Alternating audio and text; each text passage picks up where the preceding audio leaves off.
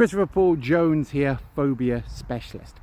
One of the things I often find with a fear of public speaking is that the person has a fear of being judged, of not being perfect, of making a mistake. So, or what if someone sees that I'm nervous? What if I forget what I'm supposed to say? What if all these what ifs? What ifs and yeah buts, as I call them, which is, based on anticipatory anxiety. Have you ever been to one of these breakfast networking meetings where basically what they do, you sit down and then you stand up for a minute and you talk about your business. And you sit down and the next person, so on. And so then it becomes a bit more informal. People go around, they grab their coffee, they have a chat to different people. Every time I saw this, people would go, "What do you do again?" And the other person would be like, "I just told you 5 minutes ago." Why? Because every single person, well, the vast majority are sitting there going, "What am I going to say? What am I going to say? What am I going to say? Oh, I'm up. Okay, go for a minute. La la la la la la la la. Sit back down. Was that okay? Did I say the right things? Am I doing it right? Could I have done it better?" So little of their attention is actually on what the other person is doing.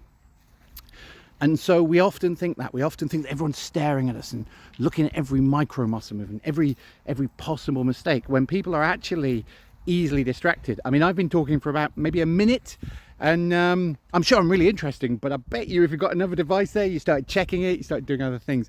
We live in this environment where we have very short attention spans.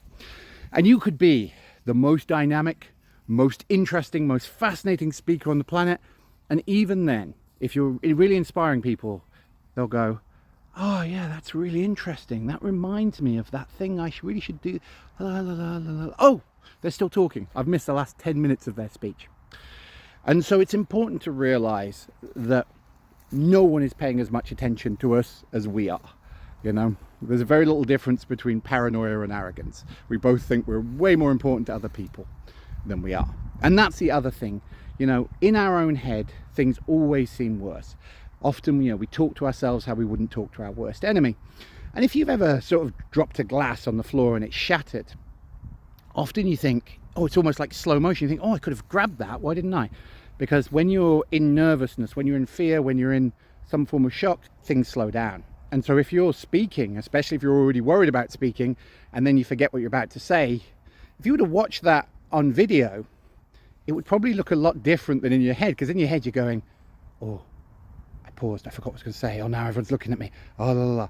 Those thoughts are happening in a split second. And actually what it looked like on camera was la la la la la la la, la la la la la la la. Oh, they just take a dramatic pause. They just took an intake of breath. And while if you're nervous of speaking, you probably don't like watching yourself on camera, it is good to do that.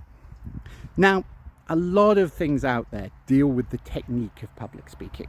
What do I mean by that? Well, how you use your tonality, how you present, how you use your hands, how you move in the room, control the room. All very useful things. But the work I do is different. Not about teaching technical skills. There's much better people than me to teach that, and there's people without all the sloppy habits that I have. What I do is teach people to enjoy speaking. Because if you've got that big knot in your stomach, if you've got that big self-doubt, if you're obsessed with, "Oh, it's not good enough, everyone's looking at me," it wouldn't matter how good you are at speaking. Even if you look good, that fear all the time, that build up all the time is not a healthy way to live. And so the work I do is looking at the emotional causes of the fear of public speaking and how to change them and untangle them. So if that's of interest to you, please do check out my work, some of my videos, my blogs, etc. And of course you can get my book, Face Your Fears, which is available on many bookshops and Amazon. So do check that out. And until next time, I'm Christopher Paul Jones.